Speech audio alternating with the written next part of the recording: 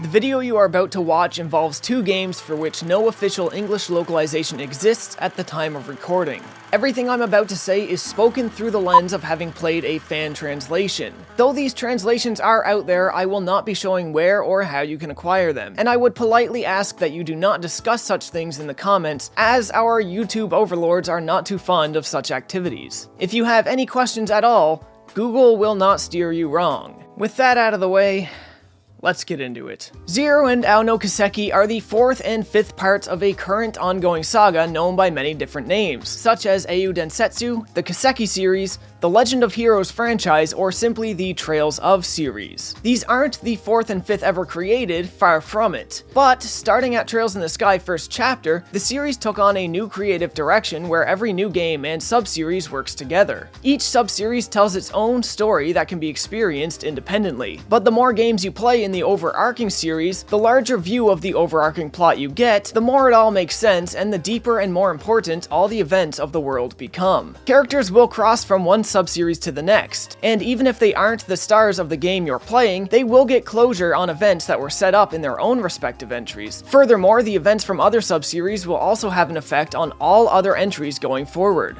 This is insanely true for Zero and Ao No Kiseki, or rather Trails of Zero and Trails of Azure. These two games are a duology known as the Crossbell duology, that takes place 3 months after Trails in the Sky 3rd chapter, and concurrently with the later released Trails of Cold Steel 1 and 2. As such, this spoils some major plot points of not only the Trails in the Sky trilogy, but also Trails of Cold Steel 1 and 2. Similarly, Trails of Cold Steel 1 and 2 spoil major plot points of the Crossbell duology. But regardless of what you know going in, nothing can actually prepare you for the full picture. So just bear that all in mind. If you're new to the series, it's worth starting at the beginning and experiencing everything according to its order of release. But if you've tried the earlier games and maybe find them to be too archaic, move up and try the newer ones. I can almost guarantee that after you realize the majesty of storytelling in one of these games, no matter which one it is, you'll want to go back to the beginning and explore them all. Whatever gets you into the series, it's cool with me.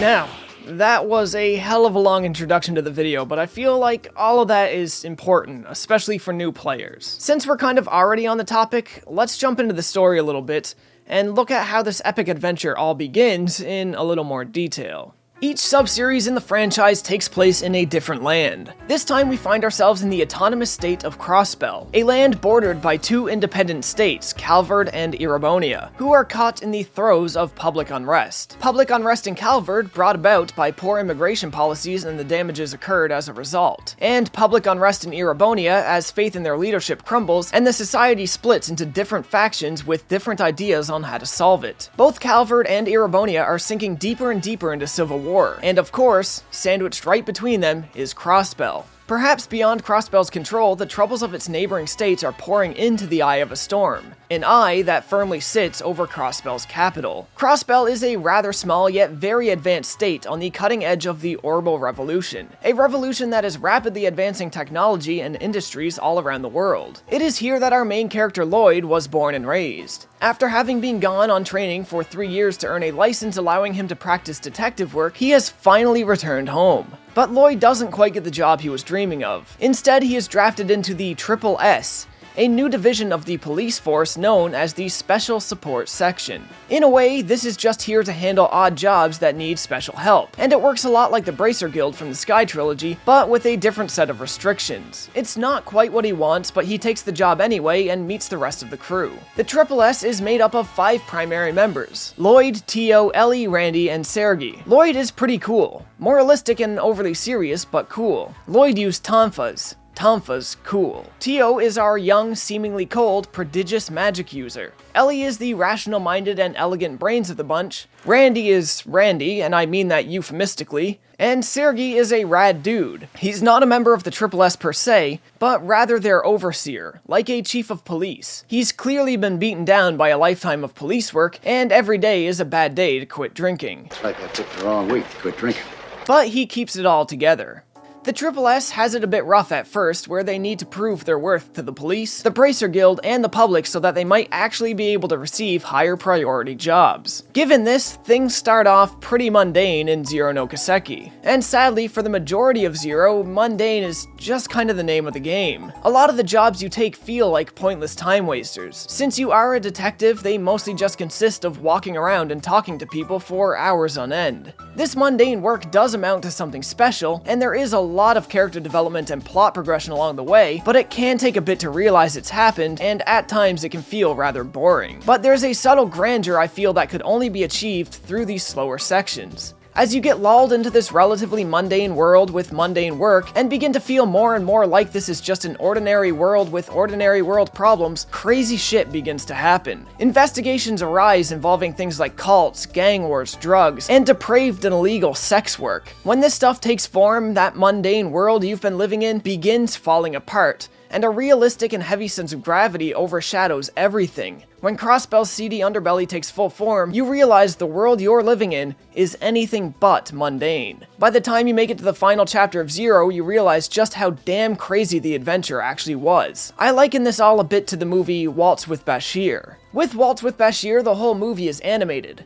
but for a narrative and artistic reason. Through that whole movie, you're told stories of awful massacres and terrible sightings. But these awful stories don't affect you too much as a viewer, as you're viewing it all through a lens of animation. It doesn't feel real or relatable through this lens. But at the very tail end of the movie, they shatter that lens by taking away the animation and showing you in full detail with live, unflinching footage recovered from the aftermath of a war, all the sights you were previously told about. At that moment, all that terrible stuff you heard about becomes real, and it completely shatters your perception of the world you were hearing about and how serious it all is. Sometimes you need to convince the player that there's a safety net beneath them, so that they can feel a sudden drop when they find out later that that safety net they thought they had never actually existed. It's a weird way to explain it, I know, but there's a value to this kind of pacing and storytelling that can't be achieved in many other ways. So the words "holy shit" hardly sum up the finale of Zero. But as much as that sums up the end of the first game, it doesn't even come close to summing up nearly the entirety of the next game.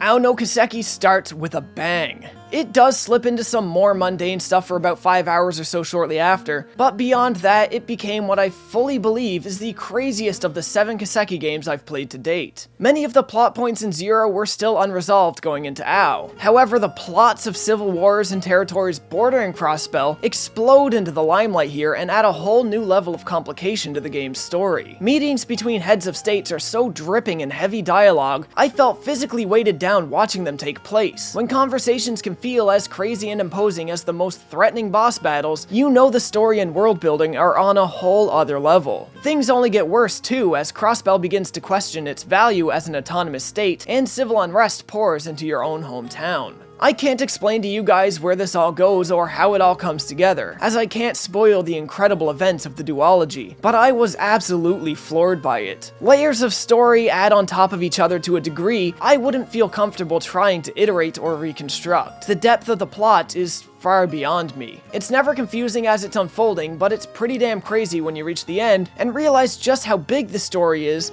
and how small the events that started it all were. Crossbell is a living, breathing state, sandwiched between 2 other living, breathing states, all filled with their own living and breathing citizens, driven by their own unique ambitions that causes everything to spiral out of control in ways you could never see coming. It is such a smooth progression and descent into utter madness that I feel like I can safely say, without any reservation, that this might be one of the best stories the genre has ever told. But since I can't say any more about the story, and I don't want to spoil any of it, let's just move on and take a look at the battle system. So if you've played Trails in the Sky, you've likely already realized this game is on the same engine, and uses nearly the same battle system. But there are some notable changes. I'll quickly go through what remained the same here and try to address what was newly added and removed along the way. First of all, this is a turn-based game with arena combat. You can bring 4 characters into battle at a time. If you have more than 4 party members, then 2 of them can be set to support slots. Characters in support slots will act independently at random. Each will have an effect unique to themselves. Speed dictates turn order, equipped gear and level dictate stats, and equipped courts dictate arts, etc., etc. You can move, attack, use EP to cast arts, and use CP to cast crafts, which are character-specific attacks. You can defend, and you can use items. You cannot, however, use items and move on the same turn if you're using an item on yourself, but you can use them on teammates and move in the same turn. Not sure why, that's just the way it works. EP is generally restored using items or by resting, and CP is generally restored by taking and dealing damage. At 100 CP, you can interrupt the turn order to use a special attack known as an S-craft. The chain attack crafts from the previous 2 games have been removed. Instead, now we have new moves called combi crafts. Combi crafts?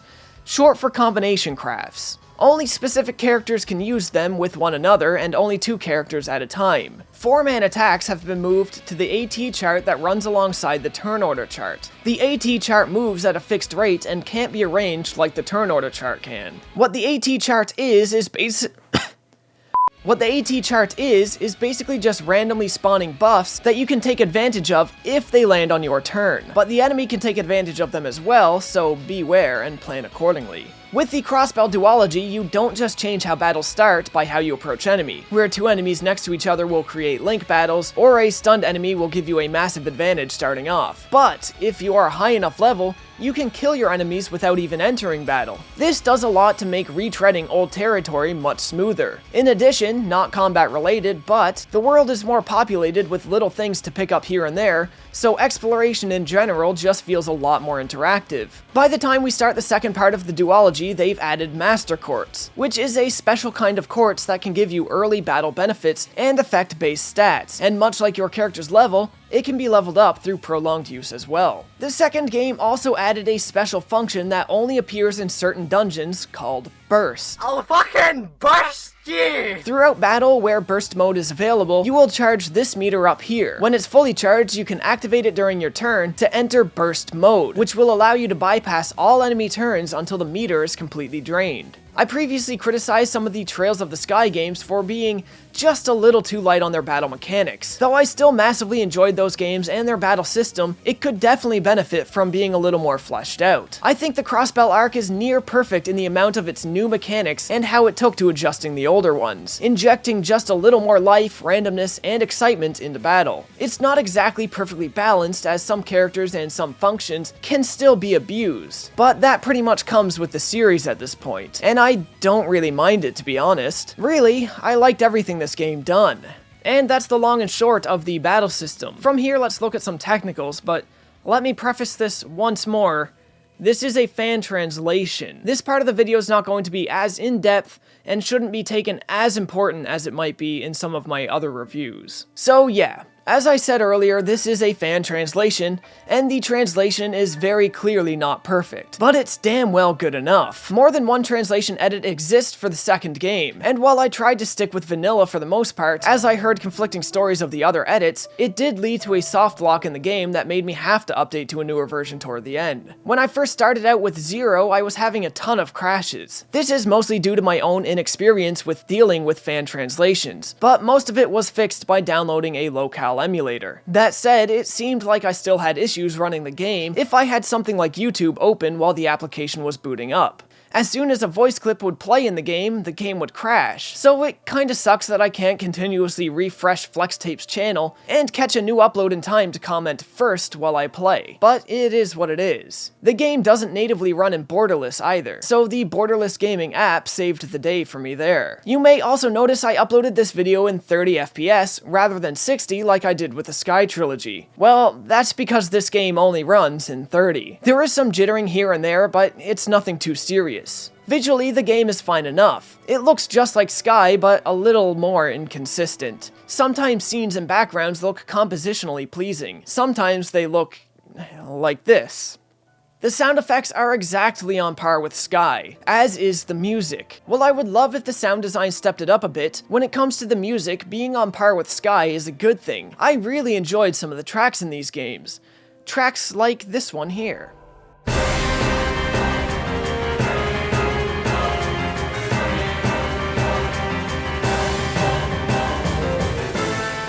The games tend to run about 40 to 45 hours on average, making for a roughly 90-hour adventure. You can easily stretch this out to near double the time if you choose to do all of the side quests. The game also has fun Puyo Puyo styled minigames, and perks for a secondary playthrough if you feel so inclined. Zero, as I said previously, had a rather rough yet rewarding pace, and while I value Ao as possibly one of the best, or at the very least craziest entries to date, I did find the final chapter, accounting for about 1/4 of the game's runtime, massively overstayed its welcome. The final dungeon in Ao is like 8 dungeons rolled into one, and it can take around 6 to 8 hours to complete it. I'd much rather than pare some stuff out of that dungeon and sprinkle it throughout the earlier game, so you're not retreading so much of the same ground you did in Zero. This is a common problem in JRPGs I've found. It just sucks when you get amped up going into the final dungeon, and you're ready to go take on the final baddie, only to realize they expected you to stay amped up for 6 to 8 hours. It's just hard for me to stay hyped for that long, and at worst, it gets annoying when the game keeps pushing the end further and further away during such a time.